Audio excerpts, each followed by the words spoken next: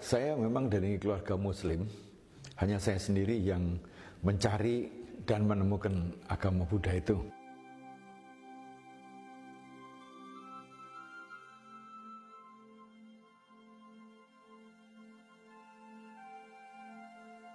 Perkenalkan, nama saya Bhikkhu Jayamedo. Jabatan saya pada saat ini adalah Wakil Ketua Sekolah Tinggi Agama Buddha Kertarajasa di Batu, Malang. Usia saya 78 tahun dan saya menjadi bhikkhu pada usia 70 tahun. Ya, saya memang dari keluarga Muslim, hanya saya sendiri yang mencari dan menemukan agama Buddha itu. Dan dari keluarga, ya tentunya mereka sangat keberatan kalau saya menjadi bhikkhu. Karena itulah maka pilihan saya adalah bagaimana saya hidup sukses, mencari suatu karier, di mana kerja saya pertama kali di American Express Bank, melanjutkan ke selama 3 tahun dan selanjutnya ke Unilever selama 19 tahun, dan kemudian melanjutkan ke Indofood Sukses Makmur selama 9 tahun, kemudian melanjutkan juga di British American Tobacco juga sebagai direktur selama 6 tahun, dan karier terakhir itu sebagai konsultan manajemen.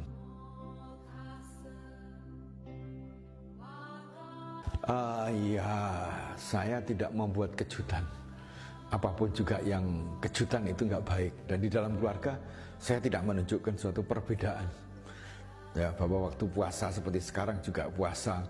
Ya, zakat fitrah juga saya penuhi, lebaran ikut bersama-sama, sehingga mereka tidak merasa saya orang asing atau saya ini orang yang beda. Habisnya sama, cuman pandangan hidup saya yang sudah berubah begitu.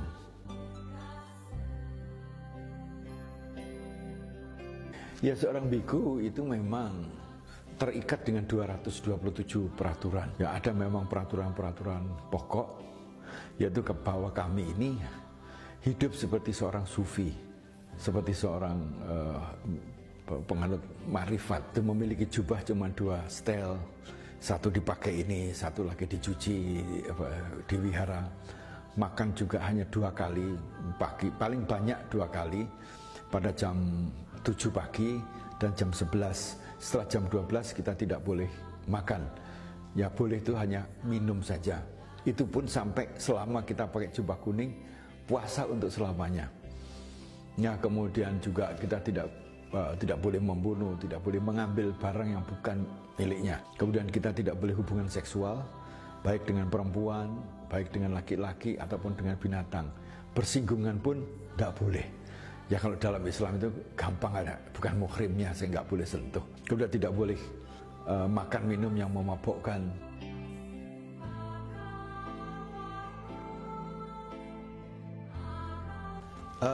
Biasanya kita itu pada jam 4:30 sudah mulai bukan berdoa, tapi mengulang-ulang ajaran-ajaran beliau. Itu sebagai chanting bahasa Inggrisnya, itu bahasa Indonesianya, pendarasan.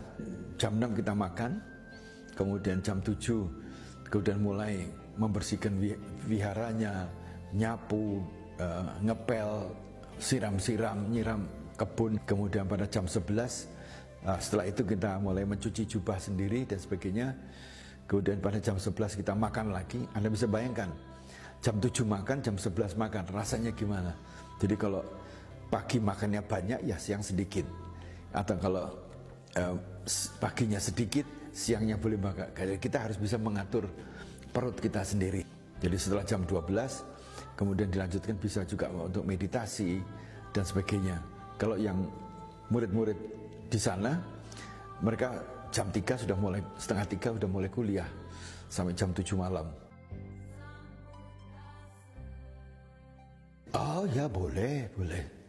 Tapi tentunya harus ada pengendalian diri. Ya, handphone juga harus dipergunakan sebagai alat komunikasi untuk memudahkan umat berhubungan dengan bhikkhu, bukan untuk kenikmatan mendengarkan lagu-lagu. Seperti anak muda kan HP langsung begini, wah jalan. Atau juga boleh membuka internet yang kaitannya dengan pelajaran agama, pelajaran psikologi, hukum dan sebagainya.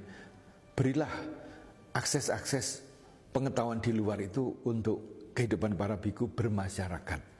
Tapi kalau berbiku tidak bermasyarakat, artinya mereka itu menjadi pertapa yang tugas utamanya adalah pembersihan batin di hutan dan sebagainya, maka HP tidak diizinkan, internet tidak diizinkan.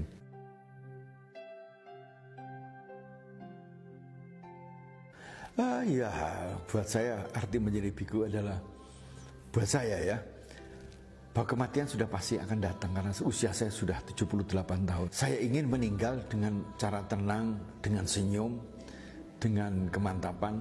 Saya akan melepaskan. Jadi sebelum meninggal semua itu sudah dilepas, sehingga melepaskan badan wadak ini pun dengan nyaman. Kemudian kedua adalah sisa hidup ini saya pakai untuk membahagiakan orang banyak, tanpa harus membahagiakan orang banyak itu makhluk-makhluk, tidak hanya manusia tapi semua makhluk. Yang ketiga adalah tentunya dampak daripada berani ikhlas melepas, dan demikian hidup ini menjadi jauh lebih ringan karena semuanya beban-beban itu saya satu persatu saya lepaskan. Ibaratnya Anda beban pundak dilepaskan, beban yang ada di perut dilepaskan, semua dilepaskan, sudah enteng sekali.